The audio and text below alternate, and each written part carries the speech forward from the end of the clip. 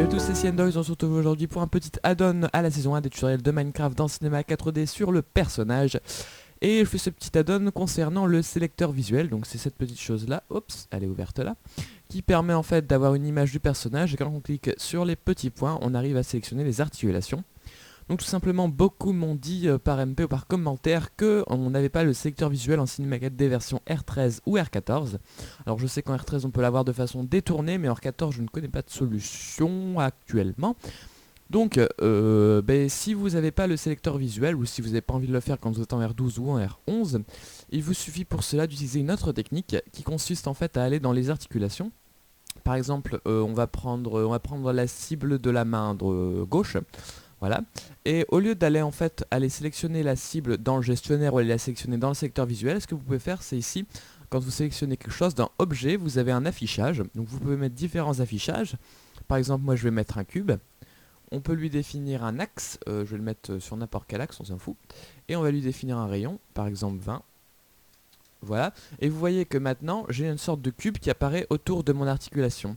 Et si je veux le sélectionner très simplement, au lieu d'aller chercher dans la hiérarchie, il me suffit de cliquer sur le cube et hop, ça le sélectionne automatiquement et je peux donc le bouger. Tout simplement. Donc là, ma cible n'est pas activée évidemment. Quelque chose qui peut aussi simplifier la tâche, c'est ici on a la couleur d'affichage, donc on peut l'activer. Et ici la changer, par exemple je vais le mettre en rouge, hop, en rouge, voilà. Ce qui fait que maintenant, si je veux sélectionner c'est quoi ça? Ça doit être la... Ouais, c'est la cible de la cinématique du bras. Donc si je veux sélectionner ma cible de ma cinématique du bras, il suffit que je clique là et hop, je peux sélectionner ma cinématique.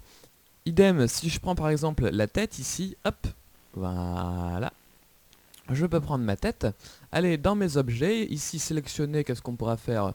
On va faire une sphère ce sera mieux, hop, une sphère. Ici, je la mets au lieu de... Là, si vous voyez, si je sélectionne caméra, mon rond, il va être toujours face à ma caméra. Maintenant, si je sélectionne un axe, mon rond, il va rester comme ça dans l'axe, voilà. Bon, 60, c'est bien, enfin, c'est peut-être un peu grand, 50 peut-être, ce sera bien. Voilà. Je lui mets une couleur, par exemple, donc j'active ma couleur, je lui mets un bleu, hop, un bleu, voilà.